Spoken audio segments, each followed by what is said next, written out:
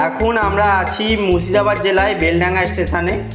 কিন্তু প্রশ্ন হচ্ছে আমরা কেন এখানে বসে আছি, কারণটা হচ্ছে বৃষ্টি হচ্ছে। আমরা ট্রেনে করে যখন আসছিলাম দেখছি কোনো জায়গায় বৃষ্টি হচ্ছে, কোনো জায়গায় হচ্ছে না। আমাদের জার্নিটা স্টার্ট হয়েছিল চন্দননগর থেকে।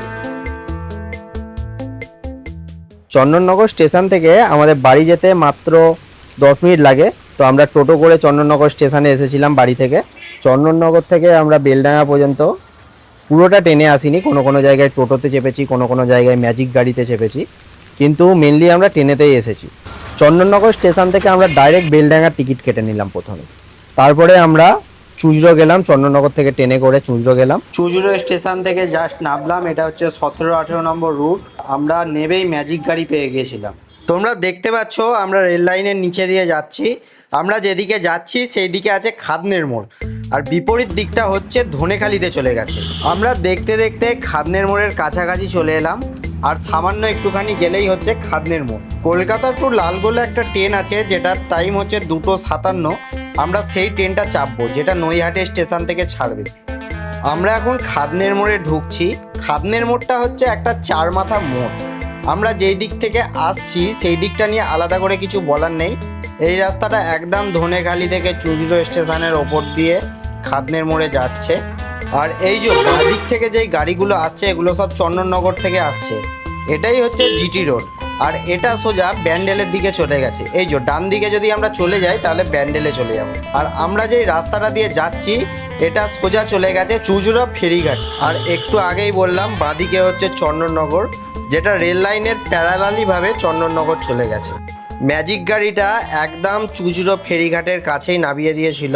বিয়েবাড়িতে 2-4 দিন থাকবো বলে যাচ্ছি, তার জন্য ব্যাগটা একটু বেশি ভারী হয়ে গেছে।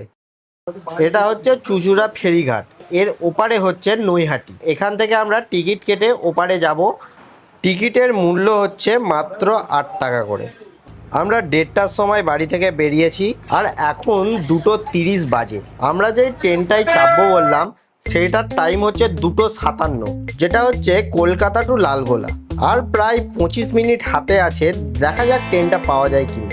নৈহাটি ঘাট থেকে স্টেশন বেশি দূরে নয়, কিন্তু আমরা টোটো করে যাচ্ছি, কারণটা হচ্ছে হাতে সময় খুব কম, না হলে আমরা হেঁটে হেঁটে আসতাম। এটা হচ্ছে নৈহাটি স্টেশন। এখন টাইম হচ্ছে 2:45। আমরা একদম ঠিক সময় এসেছি, আর ট্রেনটা আসতে কিছুক্ষণ বাকি আছে। ট্রেনটার ঠিকঠাক টাইম হচ্ছে 2:57, কিন্তু ট্রেনটা আসবে হচ্ছে 1 মিনিট লেটে 2:58-তে। হোয়ার ইজ মাই ট্রেন অ্যাপসটাতে আমি চেক করে দেখলাম ট্রেনটা কত নম্বর প্ল্যাটফর্মে আসবে। সেটা হচ্ছে 3 নম্বর প্ল্যাটফর্মে। আমরা এখন 3 নম্বর প্ল্যাটফর্মে চলে যাব। এখানে সবাই ওই ট্রেনটাতে চাপবে বলেই দাঁড়িয়ে আছে। আমরা আসার সময় ভাবছিলাম ট্রেনে নাকি প্রচুর ভিড় হবে, কিন্তু ট্রেন ফাঁকাই ছিল, আর কিছুক্ষণ দাঁড়াবার পরেই বসার জায়গা পেয়ে গেলাম। এখন আমি দেখে নিচ্ছি আমরা বেলডাঙ্গা কখন পৌঁছাবো। বেলডাঙ্গা আমরা পৌঁছাবো হচ্ছে 5:37-এ। ট্রেনে চেপেছিলাম হচ্ছে 2:58-তে, আর ট্রেনটা ছেড়েছিল হচ্ছে 3:01-এ। আবার ডাকছে, শুনছিস? মেঘ মেঘ ডাকছে কিরকম দেখ। যখন বেরিয়েছিলাম ওয়েদারটা ছিল খুবই গরম, কিন্তু ট্রেনে ওঠার সঙ্গে সঙ্গে ওয়েদারটা একদম ঠান্ডা হয়ে গেল। এখন আমরা চাকদাহাতে আছি, আর এখানে বৃষ্টি পড়া স্টার্ট হয়ে গেছে। এমন অবস্থা, মানে জানলা নামাতেই হবে যা হোক করে, কিন্তু জানলাটা এমনভাবে জাম হয়ে গেছে এটাকে আর নামানোই যাচ্ছে না। এই দাদাটা চেষ্টা করেই যাচ্ছে, আপ্রাণ চেষ্টা করছে জানলাটাকে নামাবার, কিন্তু দেখা যাক কি হয় শেষ পর্যন্ত।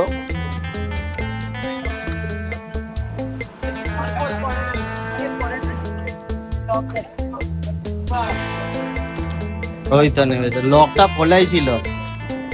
এখন আমরা তাহেরপুর স্টেশনে এসে তো অবাক হয়ে গেলাম। একটু আগে আমরা দেখে এলাম কিভাবে মুষলধারে বৃষ্টি পড়ছে, আর এই জায়গাটা পুরো শুকনো, এখানে এক ফোঁটাও বৃষ্টি হয়নি।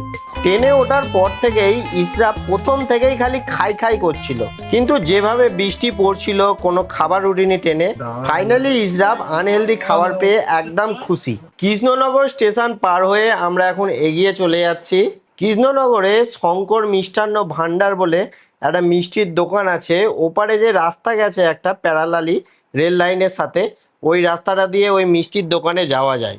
আমি একবার এসেছিলাম ওখানে, আমি স্টেশন থেকে টোটো করে ওই মিষ্টির দোকানে গিয়েছিলাম, আর সেখানে গিয়ে কিছু মিষ্টি কিনেছিলাম। সেই মিষ্টির নামগুলো আমি আর এখন ঠিক মনে নেই। এটা হচ্ছে জালঙ্গি রেল সেতু। এই জালঙ্গি নদীটি বাংলাদেশের পদ্মা নদীর একটি শাখা। এটা মুর্শিদাবাদ এবং নদিয়া জেলার ওপর দিয়ে বয়ে গিয়ে আবার ভাগীরথীতে গিয়ে মিশে গেছে। রেল লাইনের সমান্তরালে ছুটে চলা এই পথটির নাম হলো ন্যাশনাল হাইওয়ে 12।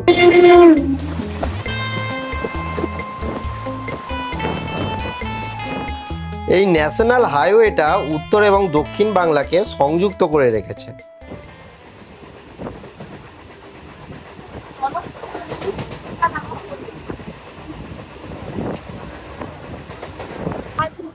এই জায়গাটার নাম হচ্ছে বাহাদুরপুর। এখানে তোমরা দেখতে পাচ্ছ ঝড় হচ্ছে কিন্তু বৃষ্টি এখনো আসেনি। এই জায়গাটা এখনো কিন্তু শুকনো আছে। আমরা এখন ভাবছি আমরা যখন যাব বেলডাঙ্গা স্টেশনে, সেখান থেকে আমাদেরকে যেতে হবে একটা রিলেটিভের বাড়ি। তো সেখানে বৃষ্টি হবে কি হবে না সেটা নিয়ে এখন থেকেই চিন্তা হচ্ছে যে কি হবে ওখানে গিয়ে। ইসরাফের এসব নিয়ে কোনো চিন্তা নেই, ও খেতে পেলেই হলো। কখনো পাঁপড়, কখনো ঝালমুড়ি, কখনো পপকর্ন, মানে এরমভাবে খেতে খেতেই আর কি চলে যাচ্ছে স্টেশনগুলো।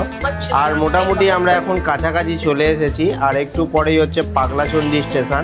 পাগলাচণ্ডীর নামটা শুনে আমার প্রথমে অবাক লেগেছিল। সত্যি কথা বলতে আমি প্রথমবারই শুনলাম এই নামটা, তবে পরে জানতে পারলাম এখানে মূলত এক প্রাচীন লোকদেবী এবং তার পবিত্র মন্দিরের নাম অনুসারে এই পাগলাচণ্ডী স্টেশন এবং এখানে একটা নদী আছে, সেই নদীটার নাম পাগলাচণ্ডী রাখা হয়েছে। যাই হোক, পাগলাচণ্ডী থেকে আর দুটো স্টেশন পরেই হচ্ছে বেলডাঙ্গা, আর আমাদের বেলডাঙ্গাতে নামতে হবে। তো মোটামুটি বৃষ্টি এখন একটু কমেছে, তাই এখন ব্যাগ ট্যাগ নিয়ে আমরা চলে যাচ্ছি। ওই পারে যেতে হবে আমাদেরকে। আমরা এই পারে নেমেছিলাম প্ল্যাটফর্মে, মানে বিদ্যুৎ প্রচুর চমকাচ্ছে, আর আমাদেরকে যেতে হবে হচ্ছে ওই পারে।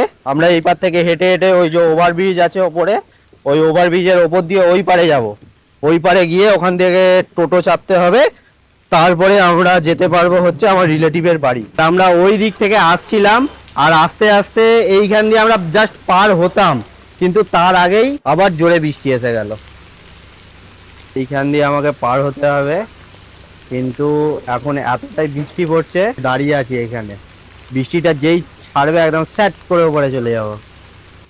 অনেকক্ষণ দাঁড়ালাম কিন্তু বৃষ্টি খুব একটা কমলো না, অল্প একটু কমেছে। তো এই বৃষ্টিতেই আমরা এখন যাচ্ছি। সবাই ভিজে ভিজে আসছে ওদিক থেকে। এখন আমরা রেল লাইনগুলো পার হয়ে যেই পারে ছিলাম অন্য পারে যাচ্ছি। আর এদিকটাই হচ্ছে টোটো স্ট্যান্ড আছে, এখান থেকে আবার টোটো চাপবো। এত বৃষ্টি পড়ছে আমি আর ভিডিও করতে পারছি না, কারণ আমার ফোন, মাইক্রোফোন সবকিছু ভিজে যাচ্ছে। তো এই ব্লগটা এখানেই শেষ করলাম। টাটা।